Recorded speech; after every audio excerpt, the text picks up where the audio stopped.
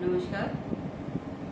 मैं आज आपको एक स्ट्रेस के बारे में बताऊंगी कि लोग स्ट्रेस कैसे लेते हैं और स्ट्रेस में पड़ के वो अपने आप को कैसे कंट्रोल नहीं कर पाते हैं, और कंट्रोल भी करते हैं तो इतना ज़्यादा वो कंट्रोल नहीं कर पाते हैं कि वो आगे उस चीज़ को कर सकें। तो मैं एक रियल स्टोरी आपको बताऊंगी जो कि एक लड़की की है। वो लड़की अपने घर में एक भाई और एक बहन होते हैं, फादर उनके नहीं होते लड़की के। तो अपने घर में वो सारे डिसीजन खुद लेती है, लेकिन जब उसकी मैरिज होती है, वो अपने ससुराल पहुंचती है, तो उसके माइंड में ये होता है कि मुझे तो सब कुछ आता है और मैं सब कुछ कर लूँगी।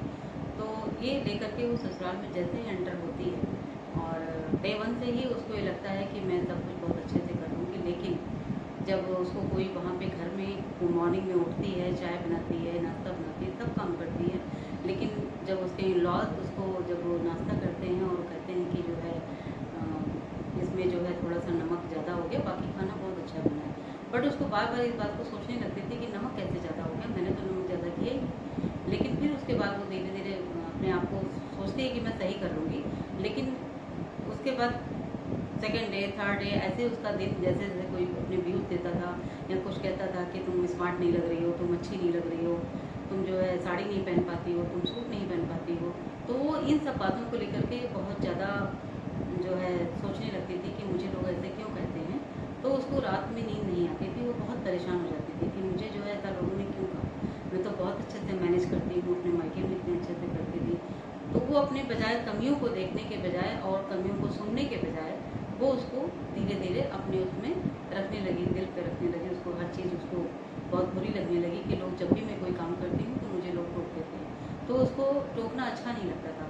लेकिन ऐसा भी नहीं है कि ससुराल में हर लड़की को कंट्रोल किया जाता है, लेकिन मोस्टली घरों में ऐसा होता है कि जब भी लड़कियां ससुराल आती हैं तो उनको कुछ लोग ऐसे होते हैं, जो सभी परिवारों के लोग ऐसे नहीं होते, लेकिन कुछ परिवार ऐसे होते हैं जो कंट्रोल करना चाहते हैं। बट उसके साथ ऐसी कोई प्रॉब्लम नहीं थी कि उसको कोई कंट्रोल करना चाहता है, लेकिन उसको सही तरीका बताने की लोग कोशिश करते थे, लेकिन वो उसको समझ नहीं पाती थी और वो बड़े बेतरीके से उसको लेती थी।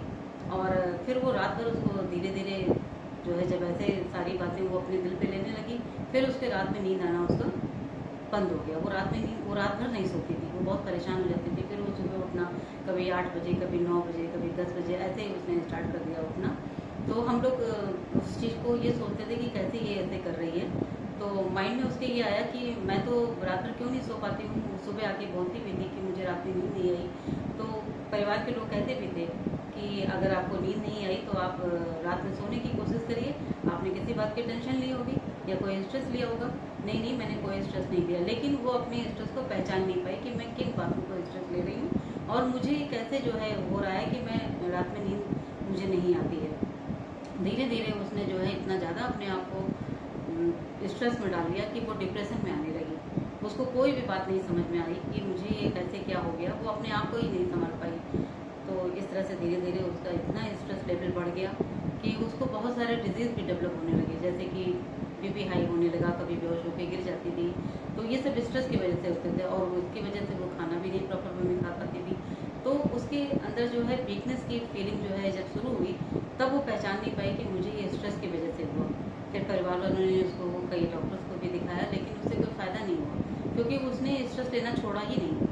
और मेडिसिन को भी क्या करती थी, खाती ही नहीं थी, उसको उठा के फेंक देती थी। और धीरे धीरे इतना ज़्यादा उसने अपने आप को स्ट्रेस में कर लिया कि उसके पति भी उसी चक्कर में वो इनके दिन रात उसके सेवा में लगे रहते थे कि चलो ये किसी तरह से ठीक हो जाए, कैसे भी हो जाए। परिवार के लोग भी लगे होते थे, लेकिन उसने इस चीज़ पर ध्यान नहीं दिया कि लोग मेरी तरफ ध्यान दे रहे हैं, बल्कि उसने ये सोचा कि ये लोग ध्यान नहीं दे रहे, बल्कि ये लोग दवा भी अगर मेडिसिन भी दे रहे हैं तो शायद ये गलत ही मेडिसिन होगी, इसलिए वो मेडिसिन भी नहीं खाती थी, उसको उठा के फेंक देती थी कि ये मेडिसिन मेरे लिए जो है और डेंजरस है, कहीं ऐसा ना हो कि ये बहुत ज़्यादा नुकसान कर जाए। तो वो खाती ही नहीं थी। तो बजाय उसके डिजीज जो भी उसके जो स्ट्रेस लेवल जो था वो और बढ़ता गया, इतना बढ़ता गया कि वो समझ नहीं पाई। और इसके बाद उसके हस्बैंड को भी थोड़ा सा टेंशन होने लगा कि इसको फिर और भी जाके किसी और साइकोलॉजिस्ट को दिखाया जाए। वो लेके गए भी साइकोलॉजिस्ट के पास दिखाने के लिए। तो उन्होंने उनको बताया कि आप स्ट्रेस बहुत लेती हैं, लेकिन उसका समझ में नहीं आया कि मैं स्ट्रेस क्यों लेती हूँ। तो उन्होंने कहा आप एक तो पहली बात हर बात को रिपीट करती हैं, ये बहुत ही गंदी आदत है आपकी। वो साइकोलॉजिस्ट ने उससे बोला। तो बाकी वो घर पे भी वो साइकोलॉजिस्ट जो उसने समझाया उसको भी उसको उल्टा सीधा बोलने लगी कि हमको उसने कैसे बोल दिया, मैं तो कोई चीज़ स्ट्रेस में नहीं लेती, जबकि वो खुद स्ट्रेस में रहती थी। फिर धीरे धीरे समय बीतता गया, लेकिन उसका स्ट्रेस का जो है लेवल घटा नहीं, और वो इतना डिप्रेस हो गई कि उसको समझ नहीं आया कि मुझे ये बीमारी कैसे लग गई।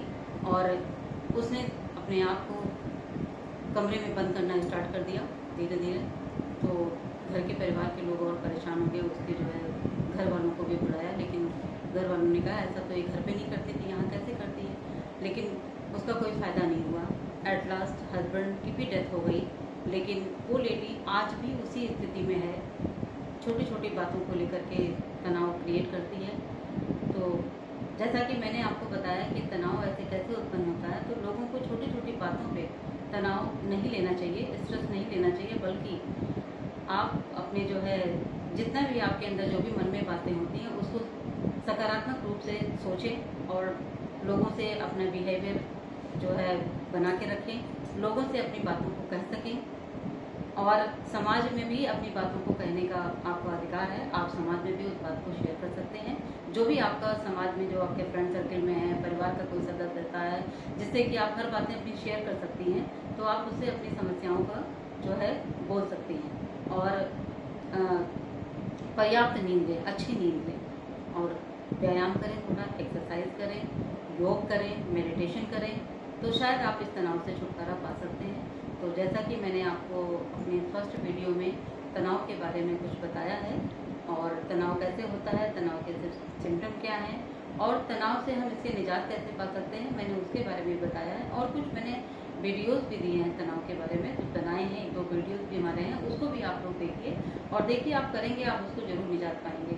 तो तनाव से छुटकारा पाने के लिए सबसे पहले आपको एक कदम उठाना होगा कि छोटी छोटी बातों को लेकर के बहुत ज़्यादा स्ट्रेस में ना लें। अगर उसको स्ट्रेस में आप लेंगे तो शायद आपको स्ट्रेस की, जो जैसे उस लड़की के साथ हुआ कि आज भी वो स्ट्रेस में ही है, वो स्ट्रेस को बैलेंस नहीं कर पाई अपने आप को। तो मेरा तो ये आप लोगों से अनुरोध है कि आप लोग भी अगर इस बातों को लेकर के, छोटी छोटी बातों को लेकर के आप स्ट्रेस लेते हैं, तो उससे छुटकारा पाने के लिए मैंने जो आपको अपने वीडियोज़ में बताया है वो आप करिए, आप उससे जरूर छुटकारा पाएंगे।